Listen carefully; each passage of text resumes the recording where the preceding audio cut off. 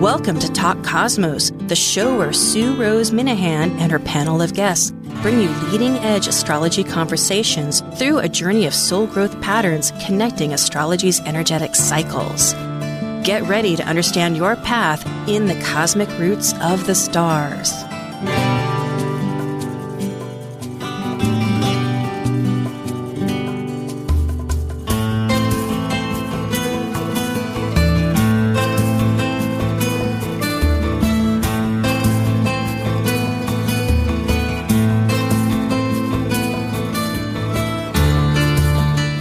Retrograde. I think, how interesting. I guess Hermes wanted to speak first. I'm Sue Rose Minahan. This is January 15th, Talk Cosmos, insightful conversations, awakening consciousness for soul growth. And today we have a special panel.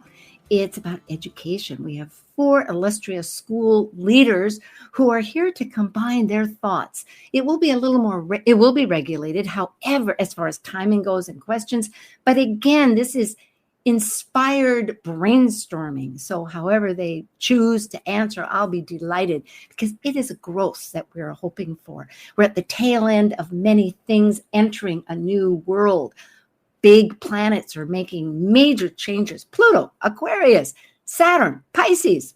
That's the social energies of living. Besides dwarf planet Sedna going into Gemini, if we even want to consider that. And right now we are retrograde. So it's a good time to rethink these things.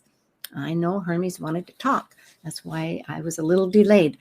So our title tonight is Envisioning Astrology and Education, how to serve and support students seeking soul growth versus the aspiring professional astrologer. So these can be shared, but yet they often begin with different motives. With less to say and more to begin, we will begin to connect. Yes, CATIE CADGE. Let's see. Can we have these slides, Nathan? Okay, thank you. Oops. Yeah, thank you. Okay, here we are in the beginning, and we'll get back to that one. CATIE CADGE is a Master Evolutionary Astrologer, and we can see, oh, well, I guess this is how it'll be.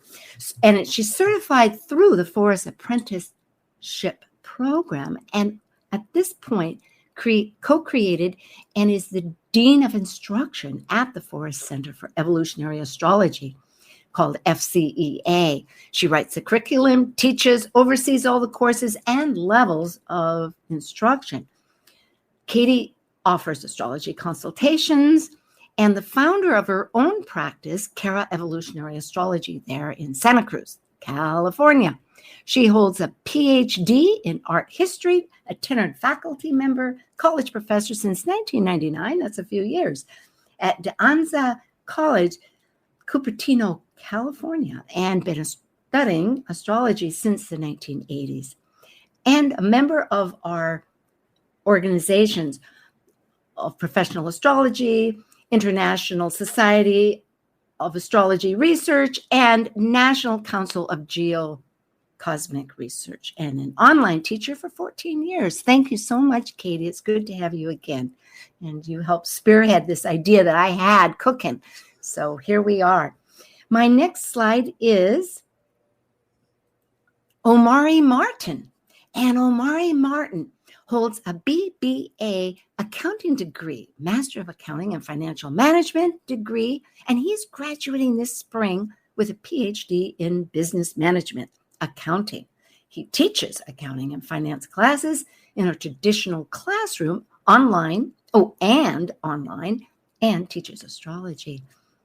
A certified professional astrologer, life member, American Federation Astrologers, president of the Friends of Astrology, Inc., life member organization for professional astrology, and chairman of Kepler College of the Astrological Arts and Sciences, which he is representing today in that capacity too. And I'm reading this partly because we have a podcast and the podcast can't see what we can see. So I'm listening to Hermes. Omari practices and teaches natal, electional, vocational, and mundane astrology and owns Solar Wisdom And all of these will be on a slide. And Astropreneurship, which he has patented and has his own. He in 2020, Omari was on, no, it was 2021. Omari was on in May explaining about astropreneurship. So you can go back to any of those archives and see it. Omari presents at national, international conferences, NORWAC for several years, United Astrology Conference, Indian Institute of Oriental Heritage, Astrological Association of Great Britain, International Society of Astrological Research, and Friends of Astrology, where you are also the president, and several chapters of NCGR. And also a regular guest on KUBU, which I believe is in Chicago, 96.5. So thank you. Thank you, Omari. It's a treat to have you back. The third panelist is Wendy Stacey. Wendy Stacey is in the UK, and she has several degrees. She has a Bachelor of Arts, a Master's of Arts. She is also a DIP, I think, is, Wendy, what is that exactly? That is the LSA, London School of Astrology. Okay, thank you very much. And that is in Great Britain, England. Wendy is the principal of the International Mayo School of Astrology and the chair of the Astrological Association since 2002, which is now 20 years. Wendy has written numerous articles for the Astrological Journal, author of Consulting with Astrology, Uranus Square Pluto, and soon to be published 2 books, COVID-19 Through the Microscopic Lens of Astrology, maybe we can get some understanding, and Unaspected Planets, always a rogue situation. I'm adding this. Wendy has contributed to The New Generation, The Professional Astrologer, and Bitcoin. And in 2014, Wendy received the prestigious Charles Harvey Award for exceptional service to astrology. And every fortnight, that's every 2 weeks, I believe, yes, on a Thursday, and of course you'd need to check for your own time zone, Wendy runs a free webinar on current affairs. And you can register, and there's a link here. And that's through the Mayo Astrology. So thank you. Thank you, Wendy. It's a treat. Thank you. It'll be great to hear. And last and never least is Tony Howard. Tony is the founder of astrologyuniversity.com, and his writing has been featured in the Mountain Astrologer, the anthologies Astrology, and the Next Generation, and the Book of Music Horoscopes. I think that would be fascinating. He teaches astrology online, coaches clients, hosts the Astrology University podcast, and a popular lecturer at many conferences. His mission is to make empowering astrology accessible, to increase the cross-pollination of astrological discourse through online education. I just remembered, I think I didn't add something to Wendy's, but that's okay. We're on target. I'm staying with you, Tony. Tony, the Astrology University includes courses with master astrologers and a 4-year program. And including, it also holds Dane Rudhar's library, all kinds of recordings. Go there. Their link is here, and you will be most pleased. In February of this year, through his publishing firm, Raven's Dreams Press, he's going to be republishing Dane Rudhar's book, an astrological mandala. And that's about the 360 Sabian symbols, and will be available on Amazon, which is amazing. I just last checked. It's like $175 because it's out of print. So This is a great contribution. Yeah, so wait. Yeah, don't get it now. Wait for a couple months, and it'll be a regular price. Yeah, and add in whatever you need to about Wendy. Yeah. Oh, yes, thank you. And with Wendy, did I put that down? No, I did. I meant to add it. Wendy is the tutor for, Wendy, tell me what it was. I added it, and I didn't put that slide in here. That's fine. It's just I'm a tutor for the MA program in Cultural Astronomy and Astrology for Trinity St David, University of Wales and Lampeter. Well, that's a bit of a mouthful. It is very good because Wales has that wonderful school with Bernadette Brady and about stars. And so that's a great ability. I wish I would have added it because we tried. Well, thank you. So getting to our point here for today, let's see, I will go to the next slide with all four of us. Oh, and myself. I have taught Cosmos, and you can check this if you do look online. There are some big questions, and these are to inspire however it fits. You'll each have just a brief time because we have an hour, less than an hour, but I trust at the half hour we can have an open conversation and you can connect with any thoughts. So whatever might inspire you, and we'll start with, I guess, Katie, what might be most critical of value for online astrological education, or approaches, strategies to best reach that diverse student audience, or fresh directions that you see online education moving ahead? All right. Well, hi, everyone from Wet and Wild Santa Cruz. And I first want to just thank Sue and my panelists, because I think this is such a relevant topic, astrology and education, and so critical to astrology's potential to really make a difference and change the collective, which I know we're going to be addressing later. But I think that, educating the next generation of professional astrologers as well as the novice learners is just such a key issue. So thank you so much. Sue and I had talked about it way back in May in NORWAC, and here we are. So thanks, Sue, for actually getting it off the ground. I just thought I'd start very, very, very quickly by taking us back in time, to the 1980s, because that was when I was just first getting interested in astrology. And on a side note, it was the first time that I saw my colleague, Stephen Forrest, actually live. And it was the first time I had my first professional astrology reading with Gregory Nalbandian. And I think the panelists may know that Nalbandian family as being such carriers of the torch of our sacred craft, and that those in the audience are a very important family in astrology. But Gregory, when he saw my chart, he said, "You will be in higher education your whole life."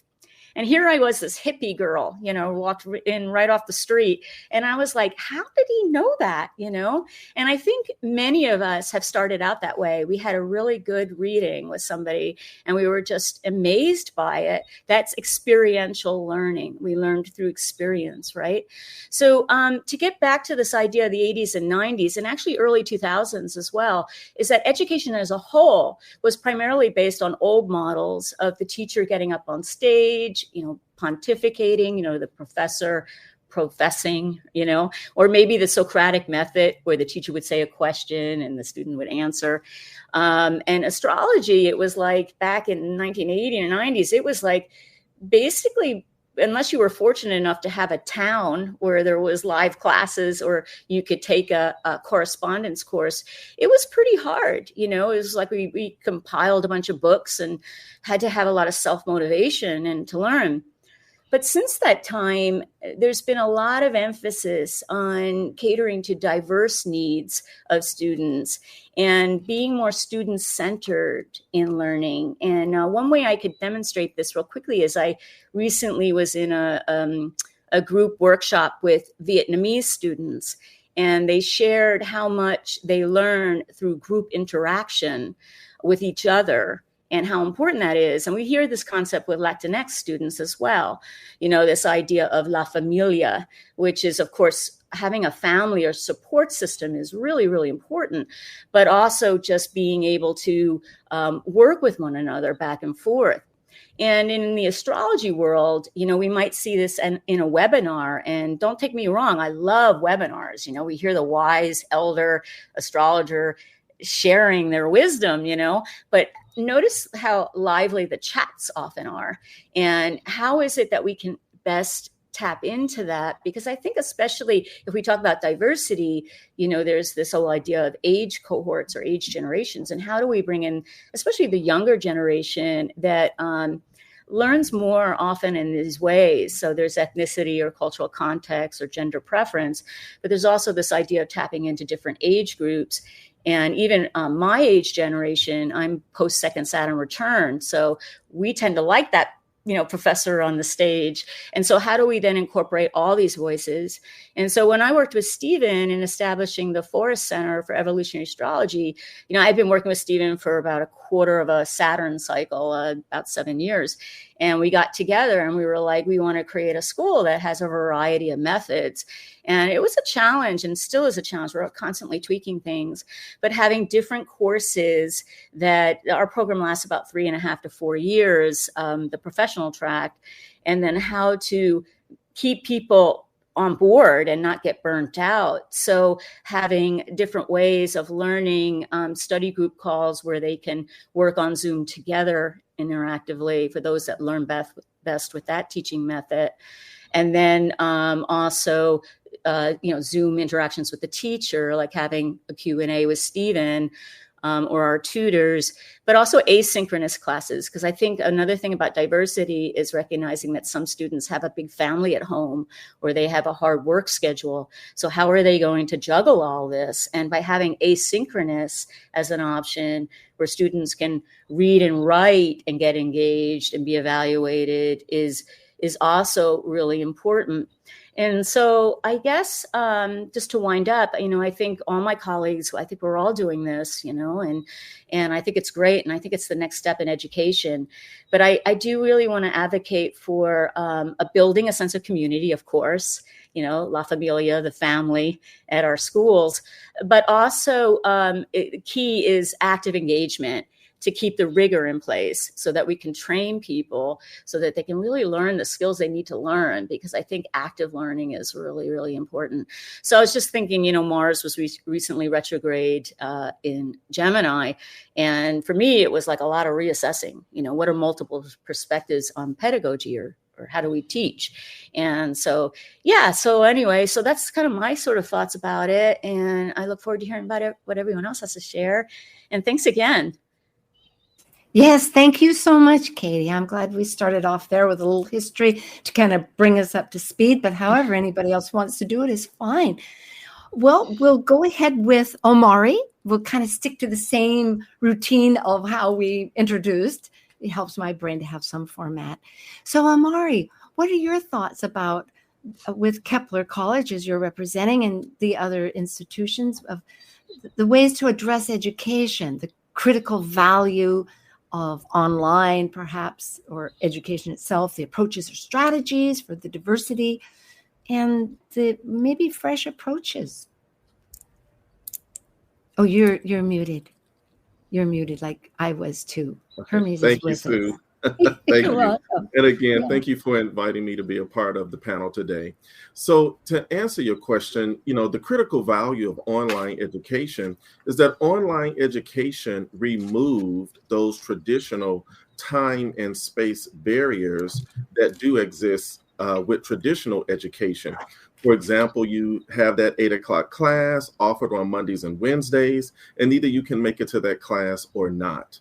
And with the online education model, particularly when it's asynchronous, that 8 o'clock in the morning time frame does not apply.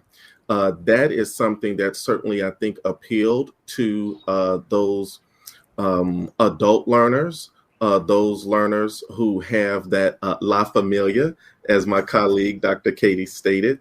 The online education is it filled a niche in the market, and it actually took a gentleman to come along to establish online education and at an accelerated pace. It was not initially started or embraced by traditional schools. Also with online education, I teach online, and in that model, I'm a facilitator. I facilitate the course. In other words, I am the guide on the side, and I am not the sage on the stage, which is a fit for the traditional learning model. And we also want to keep in mind as professional astrologers that there are two things we want to focus on. One is astrology, the subject matter itself, and also actually learning how to educate For example, there are the various learning taxonomies that exist, such as Bloom's taxonomy, and we have lower order thinking skills as well as higher order thinking skills. And for those astrology schools that have different levels of learning, it's important to build that in as a part of the curriculum instruction and design, and to just move it forward.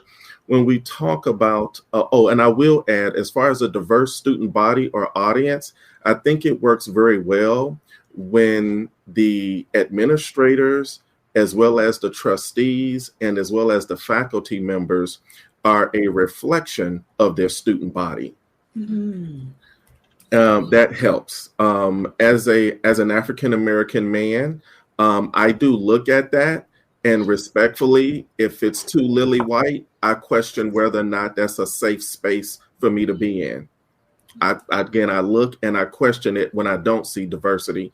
And diversity is something you see at face value when you walk into a room. Either it's present or it is absent. And then for the what directions do we see online education moving in? I think for astrology schools or astrology education, I just really like to see more research according to the scientific method. I think we have an overabundance of the anecdotal and subjective parts of astrology, which I affectionately refer to as the artsy-tartsy part of astrology, which we need that, and there's a place for that, but there's such an overabundance of it. How do we really move the ball forward with respect to not just online education, but specifically with astrology serving as the subject matter? And so thank you for asking. Oh, thank you, Omari. I love some of these notes because it brings it to a whole nother level. And you're right. I went to a very diverse school, and I was realizing it just gives me such pleasure to interact with people from different ideas. And of course, I can be represented in different ages and everything. So this is good. And I don't know if I have time to comment on all these things both, but also about, and I am studying just now with Linda Berry with vibrational astrology, if I can just commit my time. So I understand the aspect. Good. Wendy, Stacy over there, and the evening hours of England. Hello. And hi, Sue. Thanks for having me back. Yes, it's always a pleasure. And the best ways to address education, the most critical of value, online or teaching, because I know you do both in schools also, and what approaches or strategies for that diversity, and or possibly fresh directions or anything else. Glad to hear. Thank you. Well, I echo a lot of what Katie and Omari says as well. I think what is most critical of value for me is, I have a Sagittarius moon in the 9th house. So what really excited me about online learning, of course, was having an incredibly international student forum where not only will you get the diversity of students, you learn from them, they learn from you, but it's also they learn from each other.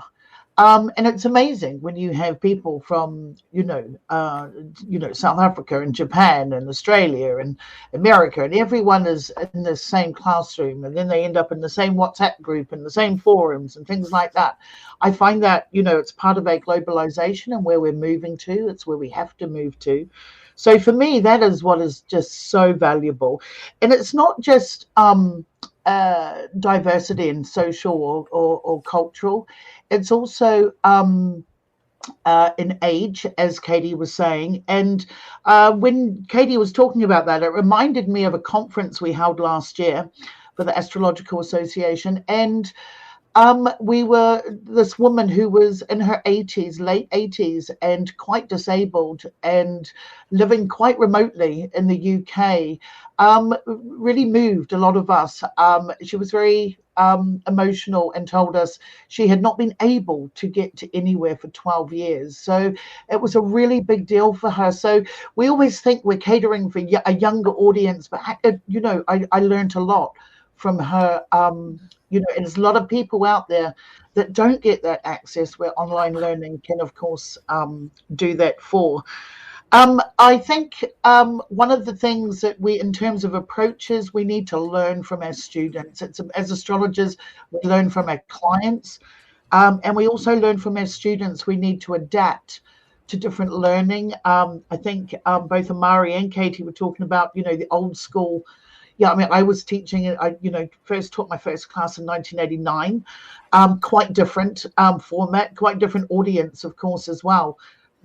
Quite much different to it is today. We need to adapt and learn, but I also feel personal pressure to also keep our own teaching skills up to speed. So our approaches to learning and teaching need to adapt with the needs of an ever-changing generations as they're coming through, and they are ever-changing. I do like Amari mentioned about time and space, which is great. I love that. And, it's I mean, I love it that students can come to classes, in their pajamas, because sometimes it's 1 o'clock in the morning or 4 o'clock in the morning, or they can turn their camera off and eat. That's what they want to do. That's absolutely fine. We couldn't do that back in the day, if you like. So, these sort of things are important. I also remember even the online learning. I mean, I held our first conference in 2007 for the Mayo School. I think we had 5 people. No one even knew how to use Skype back then, let alone, Illuminate, which is the software platform we were using. So, it's been steady. And, if one can say anything positive came out of COVID-19, it's not that, but is that, everyone realizes now they can use these platforms, and they do have access, and they have access to a lot of free material, which is great. Amari said something about research, and I absolutely agree. As a researcher myself, I'm very rigorous, and I think Katie mentioned it as well. Excuse me, in terms of rigor, it does need to be a lot more research. I think the online platforms going forward, we're getting saturated now. That is what is the very challenging and negative impact of so many schools and education programs on offer.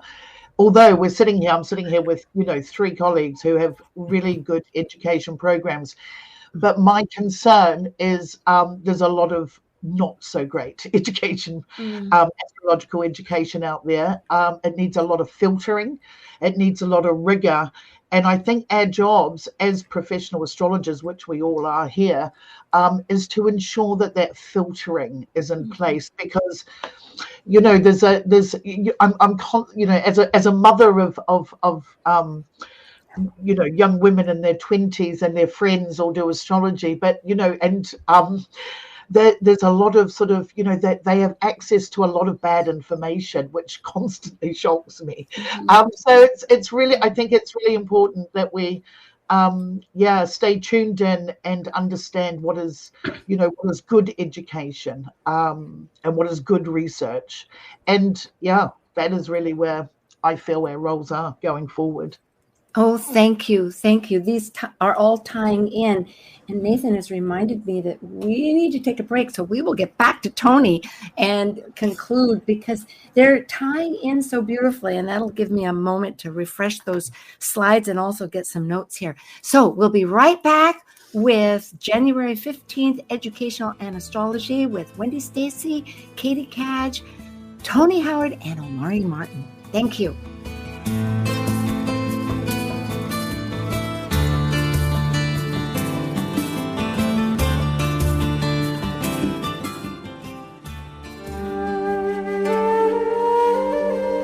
While we take a break from this week's edition of Talk Cosmos, let's take a look at this cycle's archetype.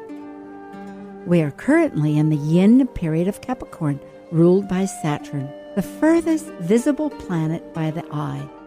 By leaving a cycle based on meaningfulness and truth, Capricorn's energy establishes social boundaries in a structure incorporating rules, authority, and ethics. As a cardinal earth sign depicted by a sea goat climbing from the sea up to the top of a mountain, Capricorn overcomes fears through goals and ambitions to achieve mastery. This is Martha Norwalk. Every Sunday morning, beginning at 9 a.m., thanks in part to NewProSupplements.com, we cover the world of animals. This week, January 22nd, it's my next behavior teaching show with Walter Stoffel, author of Lance, A Spirit Unbroken, and Nathan, of course. I'll pick up where I left off last time, and we'll get to individual cases, starting with Lance. We'll talk about what we could have done to help a dog like him before, and what we could do about it now. Martha Norwalk's Animal World, Sunday morning, 9 a.m. to noon, right here on Alternative Talk, AM 1150. Talk Cosmos brings you leading-edge astrological conversations with hour-long programs each week on KKNW. The show goes live every Sunday from 1 to 2 p.m. Pacific. Talk Cosmos weekly programs are also available to watch live on Facebook and YouTube, along with daily chats throughout the week on the Talk Cosmos YouTube channel. While you're there, make sure you click like and subscribe buttons so you can get the full Talk Cosmos experience. Or, if you'd rather listen to the show archives with audio only, the entire podcast collection since 2018 is available on most podcast carriers. So, grab your coffee, tea, or kombucha and enjoy the show. Conversation you won't find on the rest of the dial. Alternative Talk 1150. Okay, we're back again. Tony, we'll begin with you. That's great. And let's see, I guess I should get back to my slides. Nathan, okay, there we are. And I did update them, as you will see, I believe. But I know you know the questions anyway. Generally, your feedback on the most critical value, what approaches, strategies for this diversity, or fresh directions? Absolutely. I'll try to keep it short, Sue. In terms of for your question, what might be of critical value in terms of online astrological education? At Astrology University, we kind of have structured it's especially our 4-year training program on 3 main ideas: application, engagement, and feedback. So we give students a chance to apply what they're learning. They get to really engage with the process, engage with each other's, and engage with the instructors as well. And they also have the opportunity to get feedback on their work as they go. I was thinking about, so many people in astrology are self-taught. And when we're self-taught, a lot of times we read a great book, and we get really inspired. We don't do something tangible with those ideas, and then we just look for the next great inspiring book. And then I've talked with students who say, I've been studying astrology for 20 years, and I look at a chart and I still don't know where to start. And so this is kind of who we created this program for. And we give students a chance to apply what they're learning as they go, and that helps with retention, of course. In terms of strategies to reach a diverse audience, that's one of our main missions at Astrology University, is to help train a new and more diverse pool of astrologers, of professional astrologers out there, so that this time, 10 years from now, we can really easily meet Omari's goal of, as we're kind of trying to create a conference or a panel or something, it's not hard at all to make it diverse. It takes zero effort. And to that end, we have been really successful with our scholarship program. So we have financial needs scholarships, but we also have scholarships specifically targeting Black folks and Indigenous folks, First Nations folks, and that scholarship is a full ride scholarship. We make it very easy to apply, and we always have more students applying than we're able to provide scholarships for, but we do our best. And the folks who have participated in that program have been very engaged with the material, and that's not always the case when you sort of give something away for free. So I can just tell you that we do have a diverse student body, and these folks are starting to graduate from our program, and they'll filter out into the community.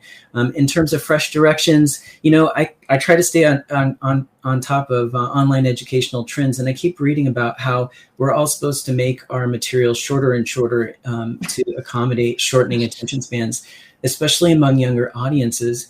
And I can imagine that eventually the limits of that are going to become more obvious even to those folks as they try to learn astrology, which is a rich subject and takes a lot of time, honestly, to study, which is one of the main reasons we created a 4-year program, so that students would have that sense that, I'm not going to learn this over the weekend. And As those students seek more depth engagement, I think they'll be more open to longer form study materials. But to that issue, we do try to shorten our videos within a course. So there may be an hour and a half class that we've split into 3 videos or 4 videos to try to accommodate shorter attention spans. Yeah, that's one thing that I've seen being projected is that students are getting used to shorter and shorter formats, and that online education should try to meet that.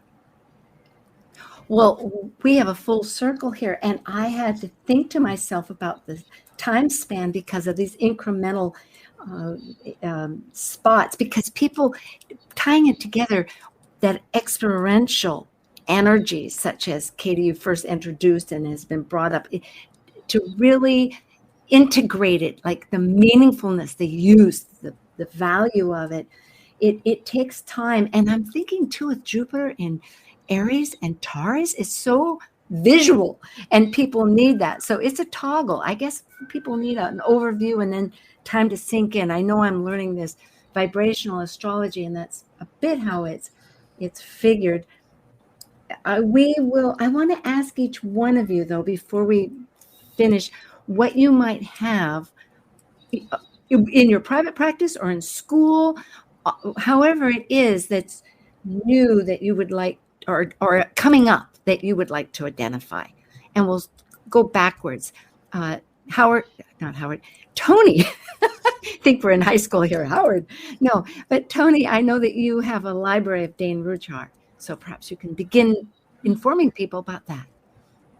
Or absolutely, yeah. So, no worries. We have weekend webinars and online courses, and we have this 4-year program. But yeah, I did want to tell folks about this Dane Rudyard Audio Archives Library, which has been online for a while, but the woman who was running it is Nikki is no longer running the website, and so I partnered with her and also with Layla Rail, who was Dane Rudyard's last wife, to offer these recordings online. They're all for free, and there's a whole resource out there of Rudyard recordings.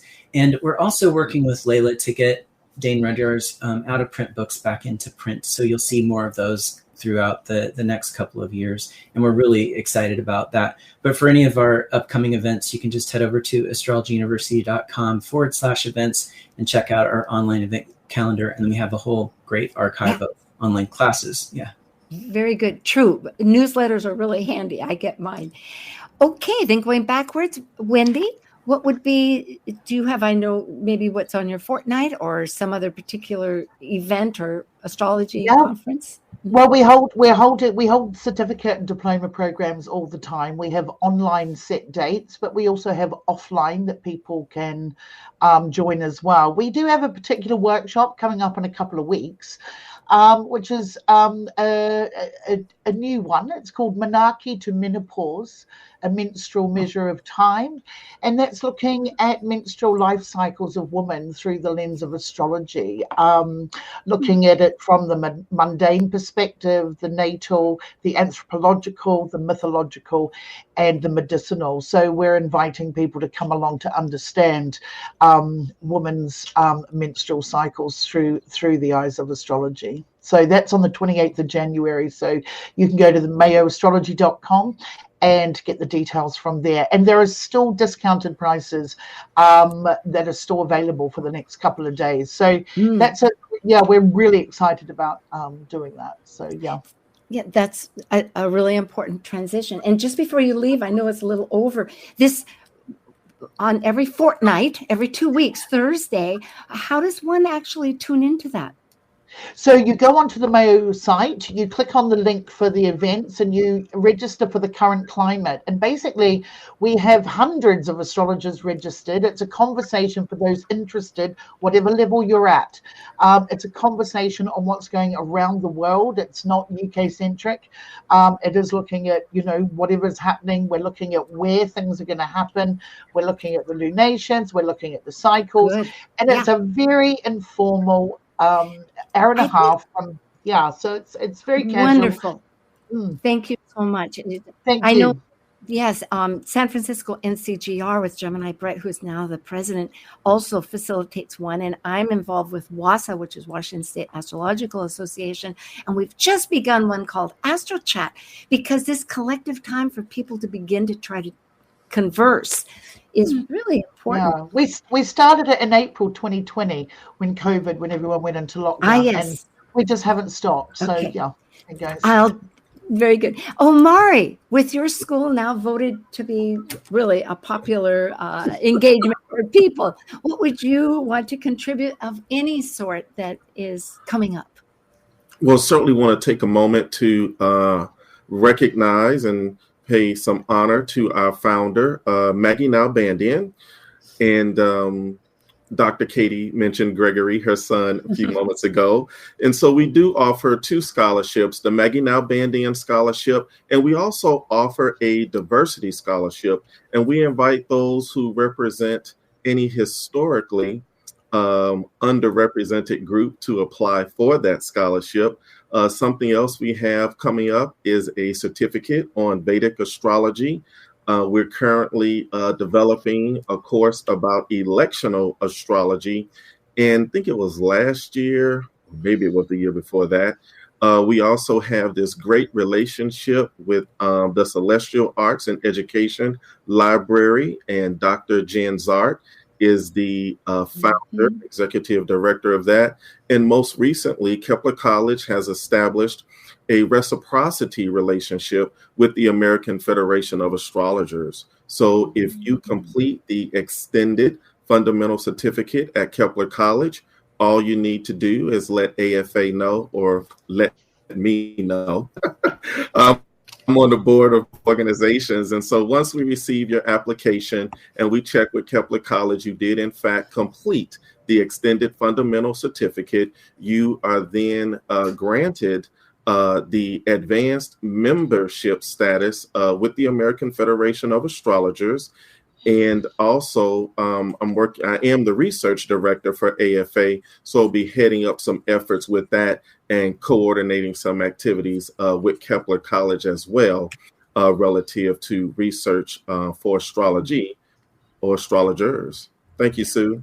Oh, well, thank you. Yes, Jen Zart and her library located down in Olympia, which is Cali, which is, anyway, you can find it. And I guess she has a meeting room, but also with Maggie's library. Libraries are important. I think we'll all agree. This is wonderful. Katie, what might you want to share before we jump in with our last moments and try to get through this kettle of thought?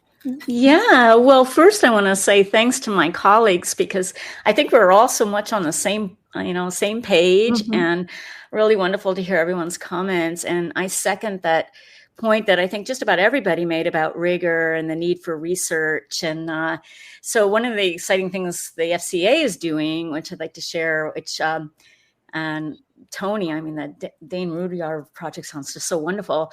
We're doing sort of a similar archival program at the FCA for Stephen's material.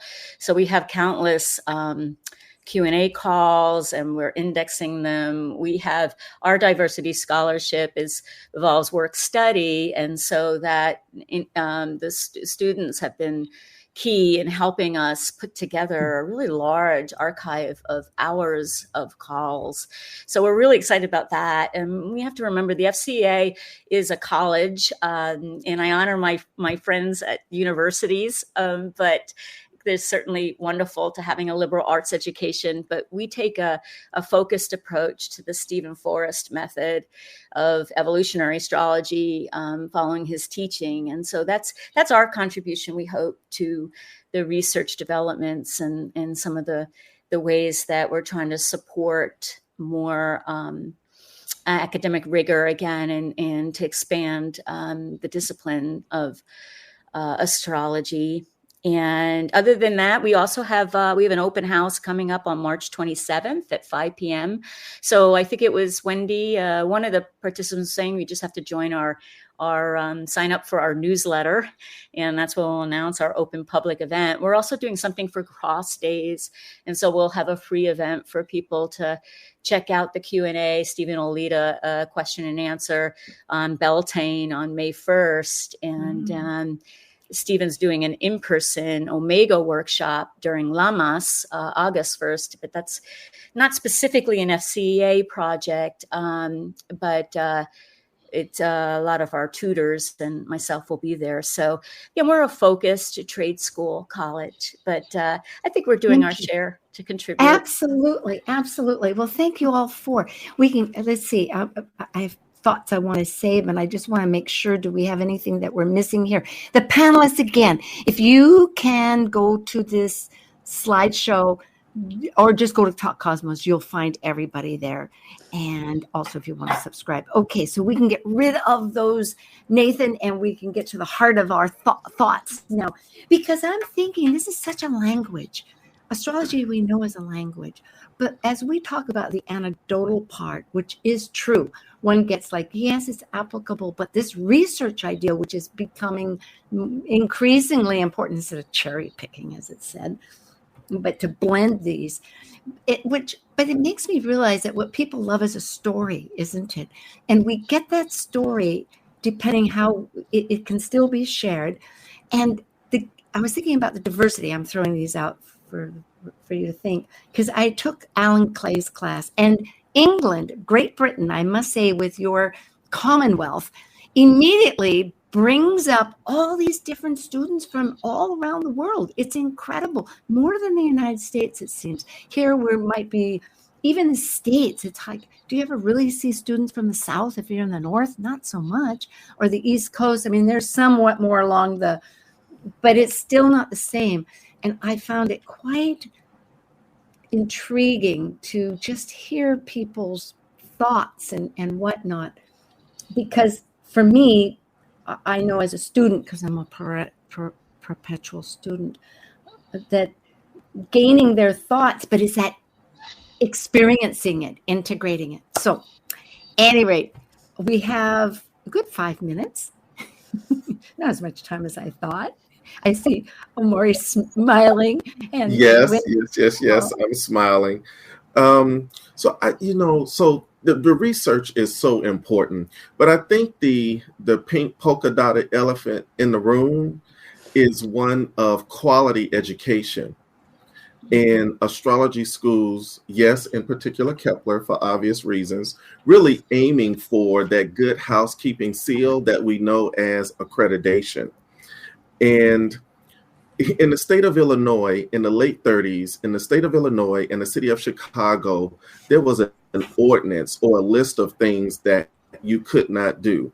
Necromancy, card reading, magnetism, psychology was on the list, as well as astrology. And what has happened since the late 30s up until today, you can go to school, you can get a bachelor's degree in psychology, you can get a master's degree in psychology, you can get a Ph.D. in psychology. However, you cannot get any of those degrees from an accredited institution in astrology. And I believe if we would follow those same steps that the psychology people established, that is a pathway towards accreditation for astrology. That right there would be such a paradigm shift for us to establish, one, standards for knowledge. Everything doesn't go. Some stuff is too far left or perhaps too far right. We need to establish standards for practice. Some things should be, no, we're not doing that. It's okay. And then we need to have some standards for behavior relative to ethics.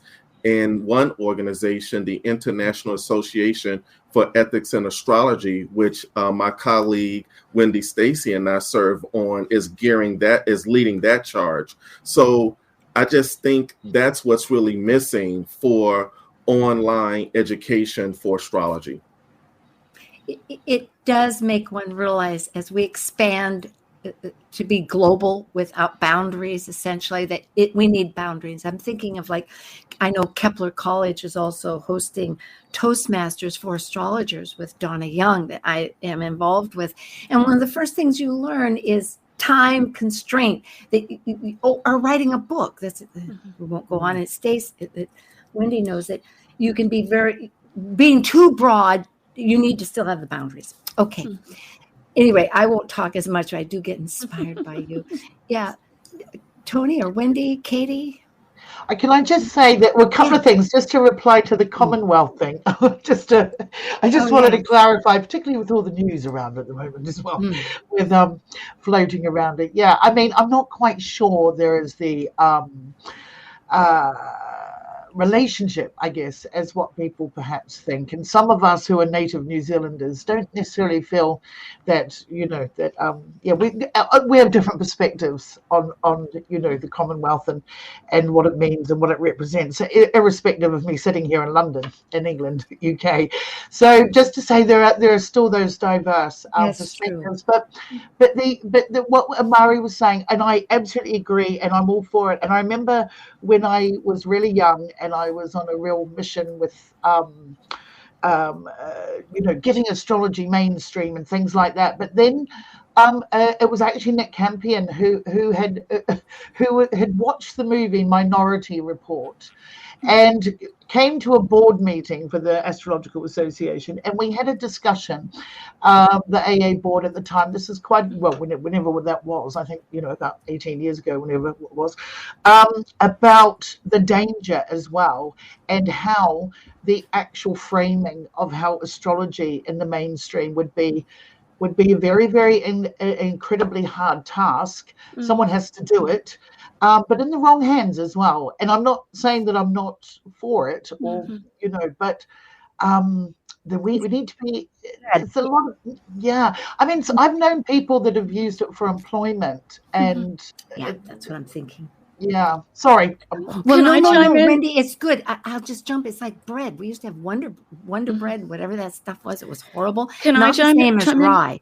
Yeah. Can I chime in? I think also in the spirit of Mars's recent retrograde in Gemini, that I think honoring that there's multiple perspectives. So for instance, in the formal higher educational world, accreditation involves a spectrum of methodologies. And I think we need to all be on board with that. So our school has sort of a formal certification process, and we work our students really hard, but we're in a particular methodology. And I honor those that have a more, university approach. But I think we all are pretty much, I think the panel here, it's kind of like preaching to the choir. I think we're all on the same page with that.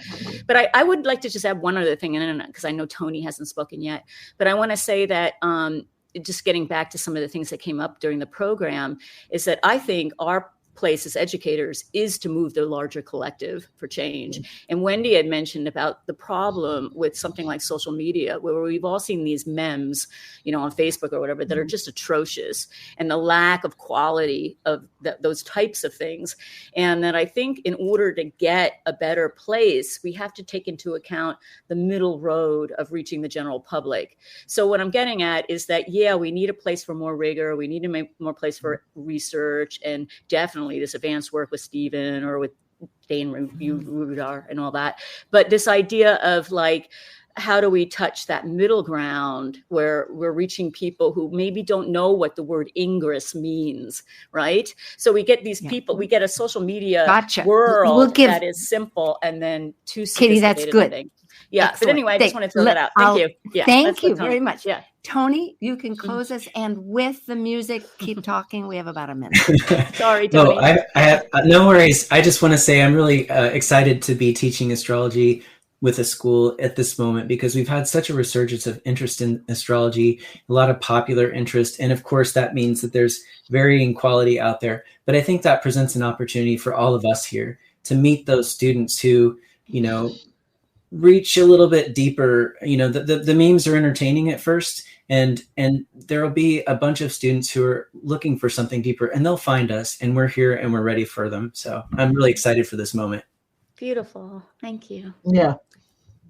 It is true. And I'm thinking myself, fear, the what is it? The apparent evidence that is not happening or something, that besides the fact that the house is on fire.